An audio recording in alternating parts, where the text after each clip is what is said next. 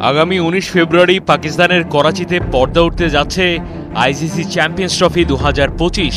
তবে বিশ্ব ক্রিকেটের অন্যতম ঐতিহ্যবাহী আয়োজনের আগে এক বড় চমক বাতিল করা হয়েছে। ক্যাপ্টেন্স ডে প্রোগ্রাম মূলত ভারতীয় অধিনায়ককে রোহিত শর্মার উপস্থিতি নিয়ে অনিশ্চয়তার কারণে এই সিদ্ধান্ত নেওয়া হয়েছে বলে দাবি করেছে ক্রিকেট পাকিস্তান। প্রত্যেকটা আইসিসি ইভেন্টের আগে অংশগ্রহণকারী 8 দলের অধিনায়করা ট্রফির সঙ্গে ফটো সেশন ও আনুষ্ঠানিক সংবাদ সম্মেলনে অংশ নেন। আয়োজক দেশের মাঠে এই ইভেন্ট হয়ে থাকে, কিন্তু চ্যাম্পিয়ন্স ট্রফি পাকিস্তানে হওয়ায় রোহিত শর্মার থাকা নিয়ে জটিলতা তৈরি হয়।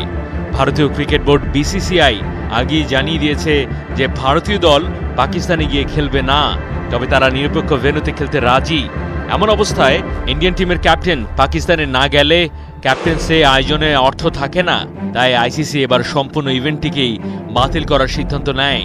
এই ঘটনা ক্রিকেট বিশ্বে নতুন করে ভারত পাকিস্তান উত্তেজনা উস্কে দিয়েছে।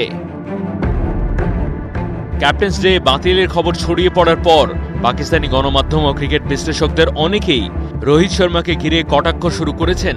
অনেকে বলছেন, ক্রিকেট মাঠে না এসে ভারতীয় ক্রিকেট দল শুধু রাজনীতি করছে। রোহিত কি ট্রফির সঙ্গে একটা ছবিও তুলতে ভয় পায়?